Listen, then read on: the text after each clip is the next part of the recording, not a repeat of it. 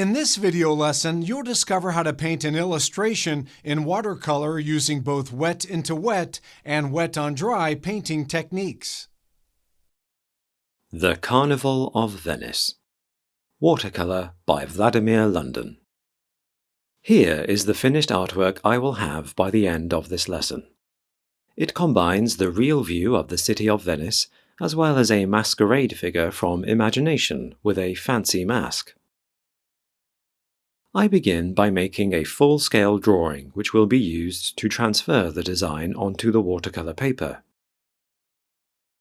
When the paper has dried for several hours or overnight, it will be ready to take the drawing.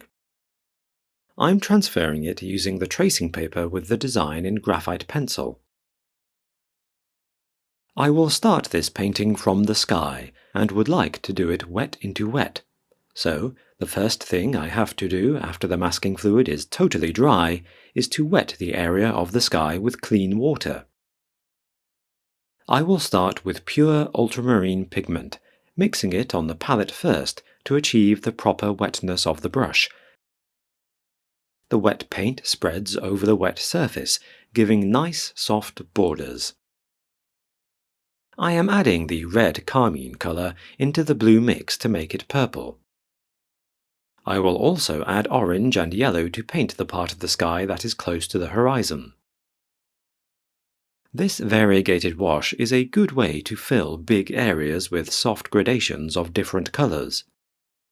This is an imaginary costume, and that is why I have full creative license, as a costume designer in this case, to use any pigments I feel suitable to portray this carnival costume. I will now decorate the Venetian mask. The Venetian mask and the costume cover all parts of a person's face, apart from the eyes. The eyes are in shadow, so I will paint them fairly dark. Now it's time to take care of the background. Rising over the horizon is Santa Maria della Salute, a magnificent basilica that was built in the 17th century to mark the end of a severe outbreak of the plague. I would like to keep all of the cityscape in light tones because this basilica is in the background and, according to the rules of aerial perspective, all far-away objects are lighter than objects in the foreground. This beautiful Venetian architecture is reflected in the sea, and I'm applying clean water with a flat brush to later paint the sea water wet into wet. With short brush strokes, I add waves to the lagoon water, preserving white paper for the gondolas.